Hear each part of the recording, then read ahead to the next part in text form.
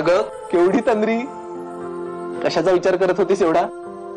काय नाही, आपल्या लहानपणीच्या गोष्टी आठवत होत्या मला.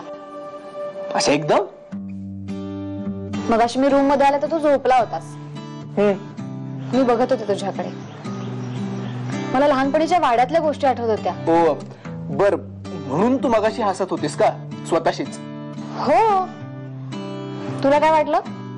मला काहीतरी जोक आठवला आणि मी एकटीच असते. नाही ग. आठवतंय एकदा जिन्यात लपाछपी खेळत असताना तू मला किस केलं होतं. काय काय आउट आउट आउट नाही. काय मी रेडी नव्हते. पण काय रेडी नव्हती? मी रेडी नव्हते. मी राज्य घेणार नाही म्हणजे नाही. अगं पण का?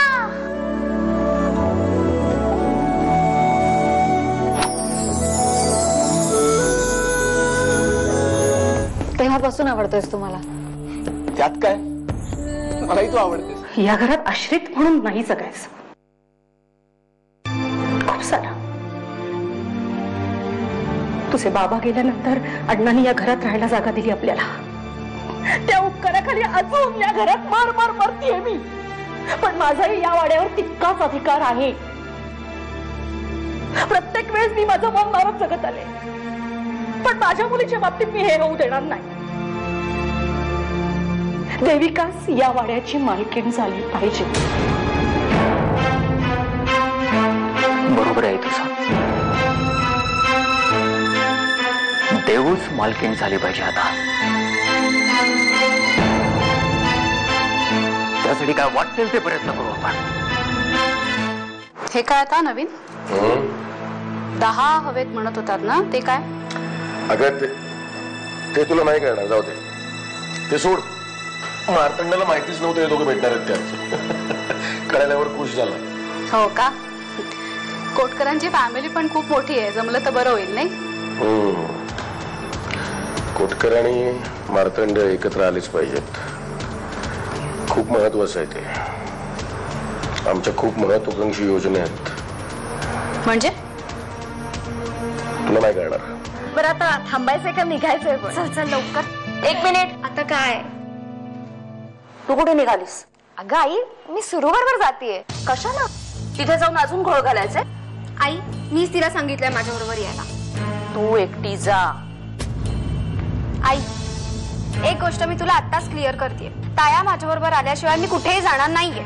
सुरू, मी तुला सांगितलं होतं ना आधी. तू जा एकटी. ताया, आपल्याला आधीच उशीर झालाय आणि तू आल्याशिवाय मी कुठेही जाणार नाहीये. खरंच. चल लवकर चल. सुरू. अरे पण मला सांग ना की माझ्या म्हणजे तुझ्या जावयाबद्दल सांग ना. कोण आहे, काय करतो? मला माहिती आहे अमृता सायकोलॉजिस्ट होणार आहे. म्हणून तुझा नवरा शोधताना तू योग्य ती काळजी घेतली असतील, विचार केला असेल. केलायस ना? तू जरा जास्तच प्रश्न विचारतोयस असं नाही वाटत तुला? हे बघ, I am not answerable to you. मी तुला हे सगळं एवढं खोदून विचारतोय त्याचं कारण मला जाणवतंय की तू काहीतरी लपवतोयस माझ्यापासून. काय लपवतोयस? मी तुला आधीच सांगितलंय, I am not answerable to you at all. तू तिची जबाबदारी माझ्यावर दिली आहे, तेव्हा तिची काळजी सोड आणि प्लीज तिच्या आयुष्यात पुन्हा डोकवू नकोस. अग्री. पण मग तू सुद्धा तिचा स्वीकार करताना जे वचन मला दिलं होतंस ते विसरू नकोस. तिच्या भवितव्याचा निर्णय घेताना तिच्या भूतकाळाचा कुठलाही संदर्भ असणार नाही. अन्यथा तूही तुझ्या वचनाशी प्रतारणा केलीस असं मी म्हणेन. प्लीज प्लीज, इनफ नाव. ताया, ताया, किती खाल्ली माती. बाय द वे, हा सत्यजित. हा सत्यजित आपटे. हाय. हाय.